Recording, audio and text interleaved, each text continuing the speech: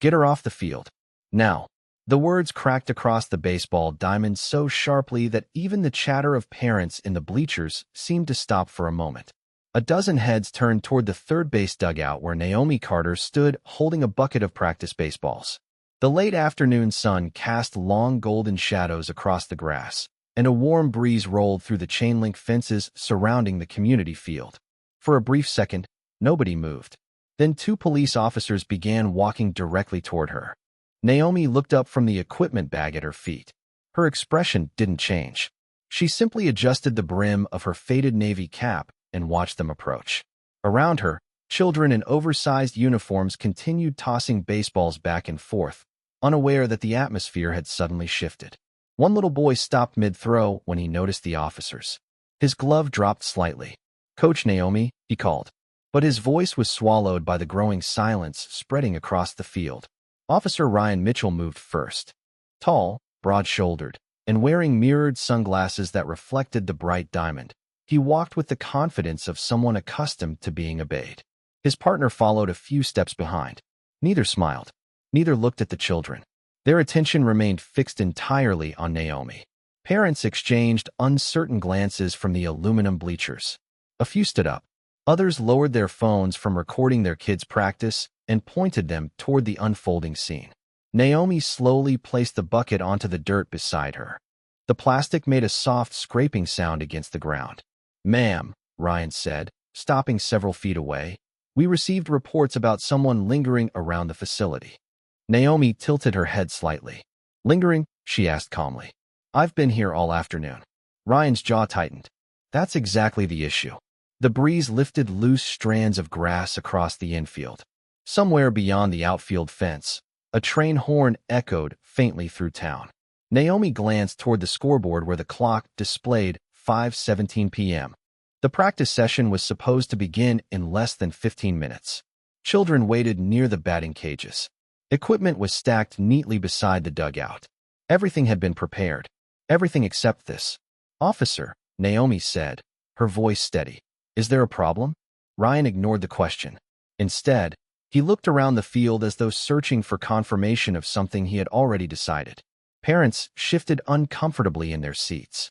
One volunteer coach took a hesitant step forward. "Actually, officer," Ryan raised a hand without even looking at him. "Sir, stay where you are." The coach stopped speaking immediately. Naomi noticed the reaction. She also noticed several children staring now. A little girl near first base clutched her glove tightly against her chest. The nervous look in her eyes reminded Naomi why she always volunteered here, why she always arrived early, why she never missed a session. The field suddenly felt quieter than before. Even the metallic ping of batting practice from a neighboring diamond seemed distant. Ryan took another step closer. "I need identification." Naomi met his gaze. Calm, patient, unmoved. Around them, the setting sun painted the sky in shades of gold and orange. The smell of freshly cut grass drifted through the air. It should have been a perfect afternoon for baseball. Instead, every eye on the field was now locked on the woman standing alone beside the dugout as two officers prepared to remove her from a place where she clearly belonged. For several long seconds, Naomi did not reach for her identification. She simply stood beside the dugout with one hand resting lightly on the equipment bag while the afternoon sun continued sinking toward the horizon. The golden light softened the edges of everything around her, from the white chalk baselines to the aluminum bleachers where parents watched in uneasy silence. Officer Ryan Mitchell waited. His expression suggested he expected resistance, excuses, or nervousness. Instead, he found none. Naomi slowly removed a worn leather wallet from her jacket pocket and handed over her identification without a word. Ryan studied it briefly. Then he looked up again. The information in front of him seemed ordinary enough. No title, no special designation, just a name and an address. Nothing that immediately explained why dozens of children appeared to know her. Nothing that explained why several parents now looked increasingly uncomfortable. Naomi Carter had grown accustomed to moments like this. People often noticed the old pickup truck she drove before they noticed the degrees hanging inside her home office. They noticed her faded baseball cap before they noticed the years she had spent building a career. They noticed appearances first. Most people did. A cool breeze drifted across the field, carrying the smell of fresh-cut grass and popcorn from a concession stand near the parking lot. Naomi glanced toward the batting cages. Several children stood waiting with helmets tucked beneath their arms. One young boy shifted nervously from foot to foot. Another looked as though he wanted to say something, but thought better of it. Ryan handed the identification back. "How long have you been here today?" he asked. "Since a little after 3 o'clock, Naomi answered. "That is over 2 hours. I was preparing for practice." Ryan looked around again. Preparing for what exactly? Before Naomi could answer, a voice called from the bleachers. "She runs the training program." The words came from an older man wearing a weathered baseball jacket. He stepped down the metal stairs carefully. "My grandson is in her group." Ryan glanced toward him. "Sir, I did not ask you." The man stopped immediately. Naomi noticed the disappointment on his face. She also noticed how quickly the surrounding parents lowered their eyes. Nobody wanted conflict. Most had simply come to watch their children play baseball. Across the field, an American flag fluttered gently atop a tall pole near the parking lot. The rhythmic snapping of fabric echoed faintly through the evening air. Naomi folded her arms loosely. "Officer, these families know me." Ryan remained unconvinced. "That does not answer my question." Naomi nodded once. "I volunteer here every week." The statement hung in the air. Simple, direct, honest. Yet Ryan seemed to hear something else entirely. Suspicion remained fixed across his face. A little girl near first base suddenly ran toward the dugout carrying a stack of orange training cones. She could not have been older than 8. "Miss Naomi," she said, smiling brightly before noticing the officers. The smile disappeared immediately. Naomi offered the child a reassuring nod. "It is okay, Emma." The girl hugged the cones tighter against her chest and slowly backed away. Ryan watched the exchange. Around them, the field had become unusually still. Even the children seemed to sense that something important was unfolding. Naomi could feel dozens of eyes following every movement. Yet her heartbeat remained steady. Years of experience had taught her patience. Sometimes the truth arrived quickly. Sometimes it took longer. Either way, panic never helped. Above the field, the sky deepened into shades of orange and pale blue while long shadows stretched across the outfield grass. And somewhere beyond the parking lot, the distant sound of approaching engines began rolling closer. The distant engines grew louder with every passing second, but nobody on the field paid much attention at first. Most assumed it was traffic from the nearby highway or parents arriving late for practice. Officer Ryan Mitchell remained focused on Naomi. The sunlight reflected from his sunglasses, hiding whatever thoughts moved behind them. "You say you volunteer here every week," he said. "Can anyone verify that?" Naomi almost smiled at the question. Before she could answer, several hands rose from the bleachers at once. Parents exchanged surprised looks as if they had all reached the same conclusion simultaneously. A woman wearing a team sweatshirt stood first. "My son has been training with her for almost 2 years." Another parent nodded. "Mine too." A third voice followed. "She helped organize every youth clinic this summer." The comments came one after another until Ryan lifted a hand. The crowd fell silent again. The officer exhaled slowly. Something about the situation clearly irritated him. The more people spoke on Naomi's behalf, the more determined he seemed to become. His partner shifted uneasily nearby, glancing between the parents and the children gathering closer to the dugout. Naomi noticed the growing tension but remained still. Her years of experience had taught her that people often revealed themselves when given enough time. The little details mattered. The assumptions, the conclusions, the choices people made before they knew the full story. A baseball rolled across the dirt and stopped near her feet. Emma, the young girl carrying the orange training cones, stared at it from several yards away. Naomi bent down, picked up the ball, and gently tossed it back. The throw was smooth and effortless. The ball landed directly into Emma's glove without the slightest adjustment. Several parents noticed. So did Ryan. For the first time, a faint crack appeared in his certainty. "You played?" he asked. "A long time ago," Naomi replied. "College, among other places." The answer seemed to frustrate him even more. Every response she gave remained calm, respectful, and somehow incomplete. Not evasive, simply controlled. The kind of answers given by someone comfortable with pressure. A sharp metallic sound echoed from the parking lot. Car doors opening.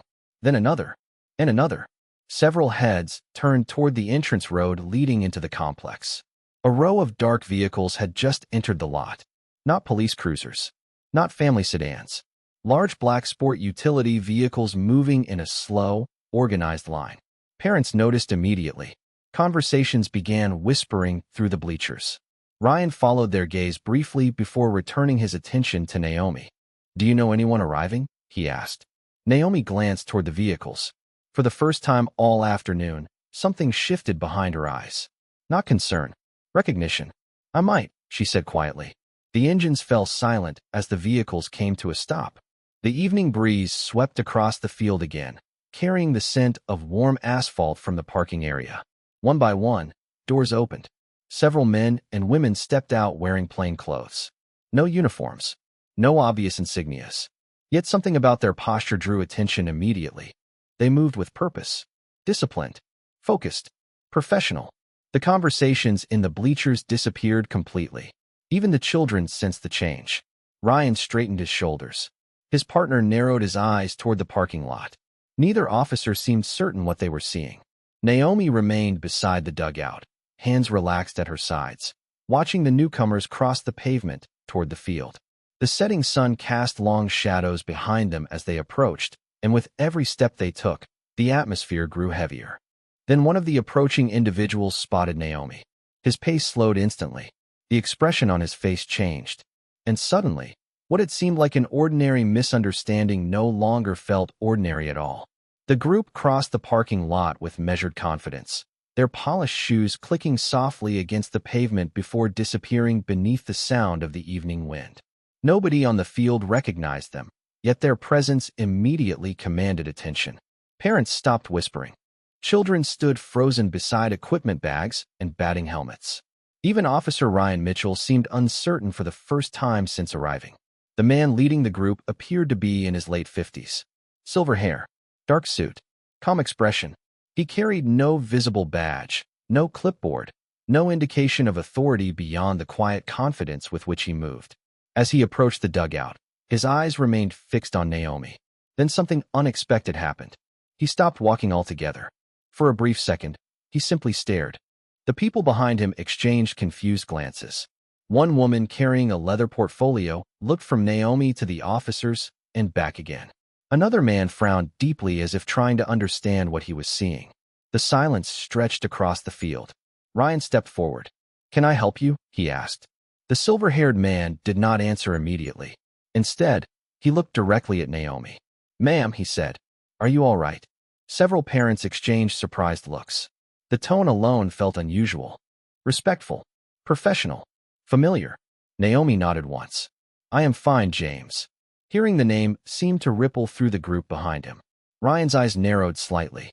"Sir, this is an active police matter." James slowly turned toward the officer. "An active police matter?" he repeated. His voice remained calm, but something in the air shifted. "Yes." Ryan folded his arms. "We are conducting an investigation."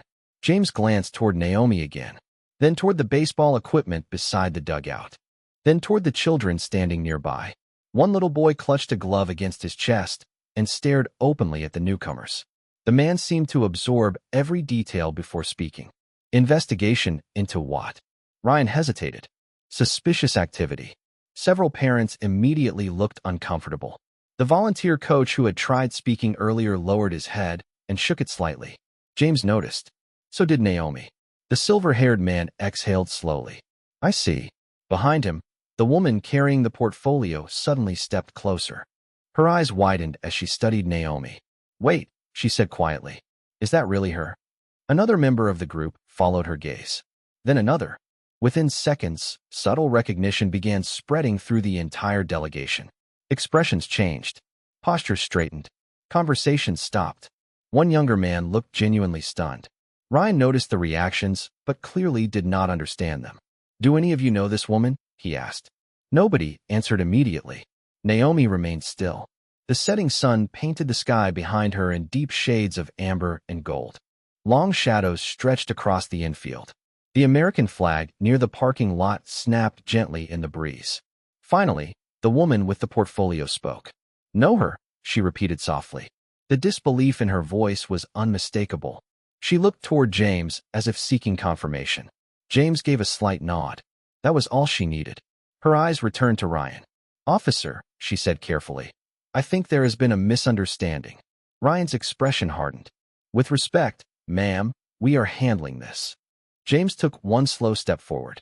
Not aggressive, not confrontational, simply deliberate. "Officer Mitchell," he said. Hearing his name immediately caught Ryan off guard. "How do you know my name?" James ignored the question. Instead, he glanced once more toward Naomi before looking back at the officer. The evening air felt suddenly heavier. "Perhaps," he said quietly, "before this goes any further, you should know exactly who you are speaking to." The words settled over the baseball field like a sudden change in weather. Nobody moved. Nobody spoke. Officer Ryan Mitchell looked from James to Naomi and back again, trying to understand why every person who had arrived seemed to react to her with immediate recognition. Yet Naomi herself remained exactly as she had been all afternoon. Calm, composed, standing beside a bucket of baseballs beneath the fading sunlight. "Then tell me," Ryan said finally, "who exactly am I speaking to?" James studied him for a moment. Not with anger, not with hostility, more like a teacher deciding how best to explain something important. Around them, the crowd waited. Parents leaned forward on the bleachers. Children stood motionless near the dugout. Even the wind seemed quieter now. "Before I answer that," James said, "perhaps you should explain why you believed she was suspicious." Ryan shifted his weight. "We received a report." "From whom?" "An anonymous caller." James nodded slowly. "And after arriving, what did you find?" Ryan glanced around the field. The question seemed simple, but suddenly it was not. He saw children carrying practice gear. Parents who clearly knew Naomi. A volunteer coach standing only a few yards away. Equipment organized with professional precision. Nothing looked unusual. Nothing except the fact that he had already committed himself to a conclusion. "She was here alone," Ryan said. The answer sounded weaker than he intended. James looked toward the bleachers. "Alone?" The older man in the baseball jacket shook his head immediately. Several parents followed. "She has been helping our kids all summer," one mother called out. "Every week," another added. Ryan felt the attention shifting toward him. For the first time, the certainty he had carried all afternoon began slipping away. The woman with the portfolio stepped forward. "Officer, do you know how many people applied for today's training session?" Ryan frowned. "Training session?" She blinked. "You do not know?" A few members of the delegation exchanged glances. Naomi lowered her eyes briefly, almost as if she wished the conversation were happening somewhere else. James folded his hands. "The reason we are here today is because over 100 applicants from multiple agencies are arriving tomorrow morning." Ryan stared at him. "What does that have to do with her?" Nobody answered immediately. The pause felt deliberate, heavy, meaningful. Then one of the younger men spoke. "Everything." The single word landed harder than any long explanation could have. Parents looked at one another. Children looked confused. Ryan's partner shifted uneasily beside him. Naomi remained silent. The sunlight now stretched across the field in long amber bands. The scoreboard lights flickered on one by one as evening approached. A distant airplane crossed the sky overhead. James finally reached into his jacket and removed a leather credential holder. He did not open it immediately. Instead, he looked directly at Naomi. "I apologize for this," he said quietly. Naomi offered a small smile. "You did not cause it." Something about her response caught Ryan off guard. There was no bitterness in her voice. No attempt to embarrass him. No desire to win. Only patience. The same patience she had shown since the beginning. James turned back toward the officer. "You asked who she is." He opened the credential holder. Several members of the delegation straightened automatically. "Officer Mitchell," he said. "The woman standing beside that dugout has spent the last 12 years teaching advanced decision-making, field leadership, and crisis response to federal personnel across this country." Ryan blinked. The words seemed not to register. James continued. "Tomorrow morning, agents from multiple federal divisions will arrive here for a specialized leadership program." He paused. "And she is the person they came to learn from." For a long moment, nobody spoke. The baseball field seemed suspended between daylight and evening, between assumption and understanding. Ryan Mitchell stood motionless near the dugout, the sounds around him fading into the background. The laughter that usually filled the complex had disappeared.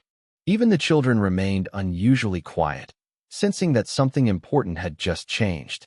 Naomi looked across the field toward the outfield fence where the last rays of sunlight painted the grass in shades of gold. The familiar sight brought her a sense of calm. She had spent years in classrooms, conference centers, training facilities, and government buildings across the country. Yet places like this had always mattered more to her. Places where children learned confidence. Places where people came together without titles, ranks, or credentials. A soft breeze lifted the brim of her cap. The scent of cut grass lingered in the cooling air. Near first base, Emma still held the orange training cones against her chest. The little girl seemed uncertain whether practice would continue. Naomi noticed her and offered a reassuring smile. Emma smiled back immediately. It was a small moment, but it eased some of the tension hanging over the field. James quietly closed the credential holder and slipped it back into his jacket.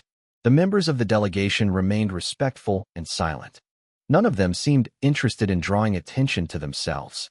Their focus remained on Naomi, not because of her reputation, but because they understood something many people overlooked. They understood how much work it took to earn trust, how many years it took to teach others without seeking recognition. Ryan slowly removed his sunglasses. For the first time all afternoon, he saw Naomi clearly. Not as a stranger, not as a question mark, just as a person standing peacefully beside a bucket of baseballs. He found himself noticing details he had ignored earlier. The scuffed practice equipment, the neatly organized training stations, the names written on water bottles lined up near the bench. Evidence that someone had spent hours preparing for others. Evidence he had failed to see. The scoreboard lights glowed softly above the field. A flock of birds crossed the darkening sky overhead, their silhouettes drifting beyond the stadium lights. Parents gradually relaxed in their seats, though nobody seemed eager to break the silence. It felt like the entire complex was taking a collective breath. Naomi folded her hands loosely in front of her and looked toward the children waiting near the batting cages. Many of them came from difficult circumstances. Some struggled with confidence. Others simply needed someone to believe in them. That was why she volunteered. Not for recognition. Not for awards. Certainly not for attention. She believed every child deserved a chance to feel seen. The evening air grew cooler. Somewhere beyond the parking lot, a church bell rang in the distance. The sound drifted gently across the field before fading away. Ryan lowered his gaze briefly. He remembered every assumption he had made since arriving. Every conclusion formed before asking questions. The realization settled heavily in his chest. Yet Naomi showed no sign of anger, no desire to embarrass him in front of the crowd. She simply stood there beneath the stadium lights, patient and composed. The quiet dignity of that choice seemed to affect everyone present. As darkness slowly approached and the first stars began appearing above the field, the atmosphere changed completely. The tension was gone. In its place remained something quieter, something harder to ignore. Reflection. The silence did not last forever. Eventually, one of the younger members of the delegation stepped forward carrying a slim tablet beneath his arm. He looked to James for permission.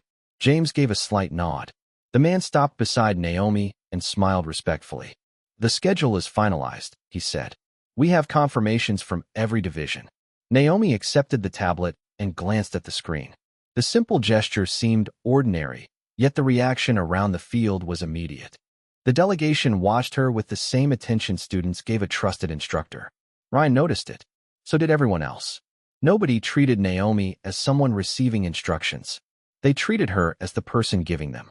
The realization settled deeper with every passing second. "How many arrivals?" Naomi asked. 127. "Any changes to the leadership workshop?" "Only one," the man replied. Several directors requested additional seats after reviewing last year's evaluations. Naomi nodded thoughtfully and handed the tablet back. The exchange lasted less than 30 seconds, but it revealed more than any credential ever could. Ryan felt a knot form in his stomach. The woman he had dismissed as suspicious was calmly discussing a national training program involving senior personnel from multiple agencies. Around him, parents exchanged amazed looks. A few quietly pulled out their phones, searching her name. The results appeared almost instantly. Articles, conference photographs, training seminars, leadership forums, professional recognitions spanning more than a decade. One mother covered her mouth in disbelief. Another looked from her screen to Naomi and back again. "Oh my goodness," she whispered. The volunteer coach, standing near the dugout, shook his head slowly. "I knew she was impressive," he said. "I had no idea." James observed the reactions without saying a word. He did not need to. The truth was revealing itself. Ryan's partner quietly cleared his throat. "Ryan," he said under his breath, "I think we need to reconsider this." Ryan did not answer. His attention remained fixed on Naomi. Suddenly, dozens of small memories replayed through his mind. The calm way she answered every question. The patience she showed the children. The complete absence of defensiveness. She had never once tried to impress anyone. Never once mentioned her accomplishments. Never once demanded special treatment. The people around her had revealed the truth because she had not. Somehow that made the lesson feel even heavier. Near the batting cages, Emma finally gathered enough courage to approach. The little girl walked carefully across the dirt carrying her glove. She stopped beside Naomi and looked up. "Are we still having practice?" she asked softly. The question broke the tension more effectively than anything else could have. Naomi smiled. A genuine smile this time. "Of course we are." Emma's face brightened instantly. The children nearby relaxed. Several parents laughed quietly with relief. The field seemed to breathe again.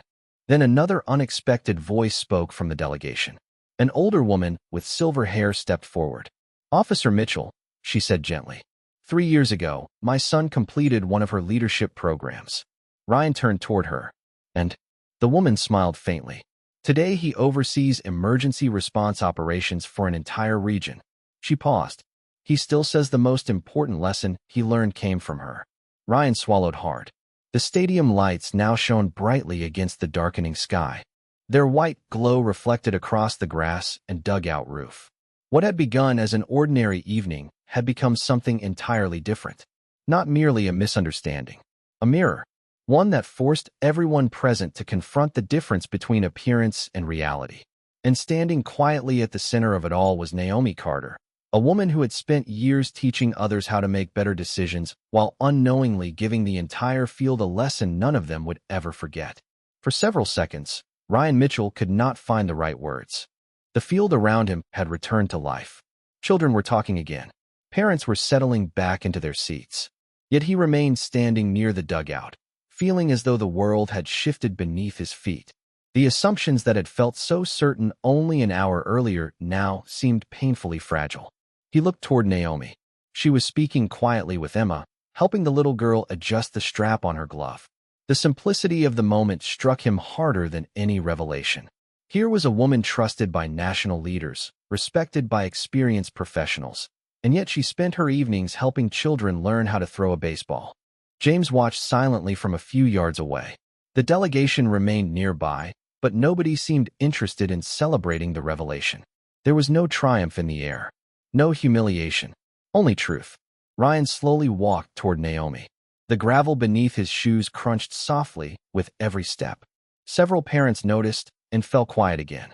The stadium lights reflected against the polished aluminum bleachers while a cool evening breeze drifted across the field. Naomi looked up as he approached. Her expression remained calm. Ryan removed his cap. For a moment, he simply held it in his hands. "Ms. Carter," he said, "I owe you an apology." The words came slowly, but they were sincere. Naomi listened without interrupting. "I arrived here believing I already knew what was happening," Ryan continued. "I made assumptions before I asked enough questions. And because of that, I failed to see what was right in front of me." The field grew quiet once more. Not because anyone was forced to listen, because they wanted to. Naomi glanced toward the children waiting near the batting cages. Then back to Ryan. "We all make assumptions sometimes," she said softly. Ryan shook his head. "That is not an excuse." He paused. "You deserved better than that." The honesty in his voice surprised even him. Naomi studied him for a moment. The tension that had filled the afternoon was gone now, replaced by something more difficult and more valuable. Accountability. Nearby, Emma looked up at Naomi. "Are you mad at him?" she asked with the blunt honesty only children possess. A few parents smiled nervously. Ryan lowered his gaze. Naomi knelt beside the little girl. "No," she said gently. "People learn. That is what matters." Emma considered the answer carefully before nodding. To her, the matter seemed settled. She ran back toward the other children, glove bouncing against her side. Ryan watched her go. Then he looked back at Naomi. "Thank you," he said quietly. Naomi smiled. "For what?" Ryan glanced across the field where families were gathering under the lights. "For teaching one more lesson today." For the first time all evening, James allowed himself a small smile. Several members of the delegation exchanged knowing looks. They had spent years watching Naomi teach leadership, judgment, and responsibility. Tonight had been no different.